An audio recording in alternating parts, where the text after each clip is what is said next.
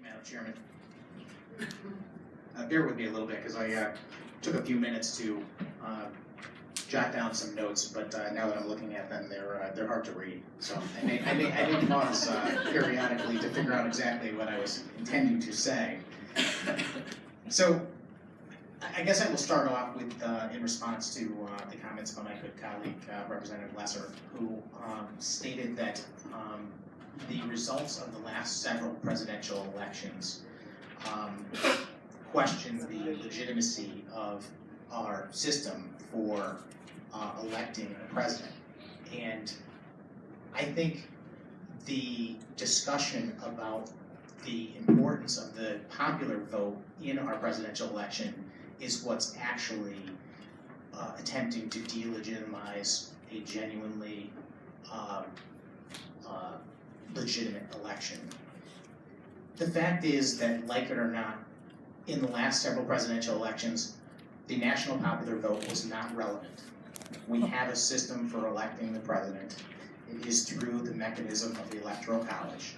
And the campaigns for the candidates, both candidates, were based on winning electoral votes and not popular votes. I'm quite certain that if they were actually in a campaign to win the most popular votes, both of their campaigns would have been considerably different. He is right that this is a question of states' rights. And in fact, I think that's why the Electoral College was created to begin with. It was because the president is not just the president of the citizens of the United States, he's also the president of the states themselves. And every state has their own system of laws and government. And we, in fact, are members of the Connecticut General Assembly, our state government. In my mind, if we are going to simply create one federal government that has supreme authority, there's no point in having individual state representatives or governments any longer. And I would like to preserve that because the interests of the individual states are important. At the founding of this country, they were very important to those states. The reason why our Constitution is drafted the way it is to preserve the individual states' autonomy and sovereignty in every respect. The reason why we have the Electoral College is to make that happen to this day. There is nothing that would stop a candidate for president from pitting parts of the country in opposition to one another if the only goal was to win the most popular votes.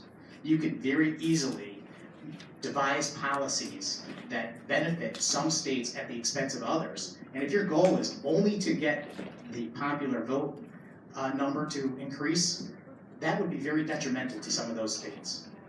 That is the reason why the Electoral College exists. Now, I might actually consider the notion of an actual national popular vote as has been discussed, but that would require a constitutional amendment. We don't have the power to do that here.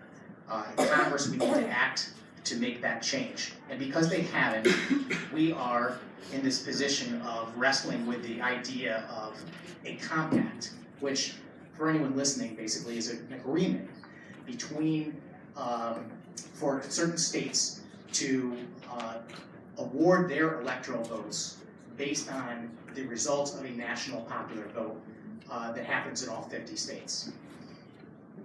The problem with that is it creates all sorts of confusion, because now you will have states that are participating in the compact and you will have states that are not participating in the compact. It also directly defeats the entire notion of one person, one vote in a bunch of different ways.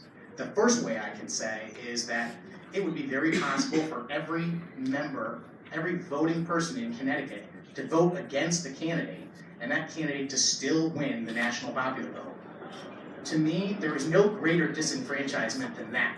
If that every one of us voted for a candidate, but then gave our electoral votes to the other candidate because of what happened outside of Connecticut. Now, it's not likely to happen, but similar possibilities could. And think to ourselves for a moment about what happens in the case where some of the states are part of the compact and other ones are not. What will the candidates be doing? Are the candidates going to concentrate on attempting to get a national popular vote?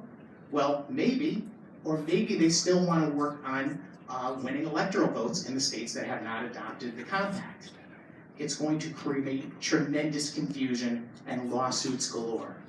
The other thing is, what happens when we adopt such a compact today, and in a few years from now there's another presidential election, and the ruling party in the state wants their candidate to win, but all the polls say that the odds of the national popular vote being them being the victor is unlikely.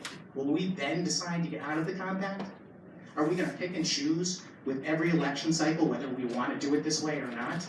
And then what about the other states that we've agreed to? Do you think they're just going to let us out without suing us? I have real concerns about making sure our elections are fair. There's no question that every person should be concerned about that. Certainly all of us that serve in public office want to make sure that when our election occurs, that it's completely fair, that all of the votes are counted. I want to make sure that votes are counted all across the country too, but it needs to be done in a uniform way, in keeping with the notion that we are 50 independent states and we have our own interests. With the Electoral College, the president has to pay attention to those interests in all 50 states. With the National Popular Vote, he does not. With the National Popular Vote Compact, I have no idea what happens. I just want to point out that there is a significant constitutional question, which I don't know if has ever been brought up before. This is my first session on this committee, so I haven't paid really close attention to this debate in previous years. But in the 14th Amendment, there is a requirement that states provide for their citizens to have the right to vote.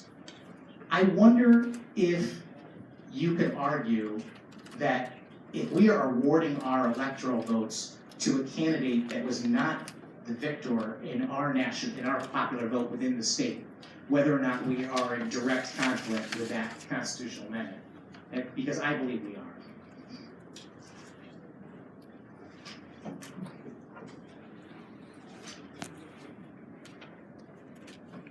I've got a lot more notes, but I can't tell what they say.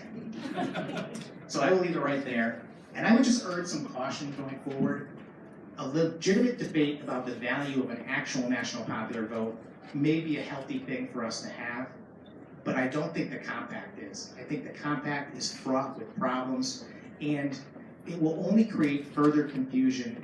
And there was, like as I mentioned, there are certainly going to be questions of its legality when we try and opt in and or out going forward. And I urge my colleagues, because this is something that we have time to wrestle with before another presidential election, that we think very, very hard before we decide we're going to enter in such a compact, and use the time that we have to debate it much more thoroughly. And I would urge against adoption at this time.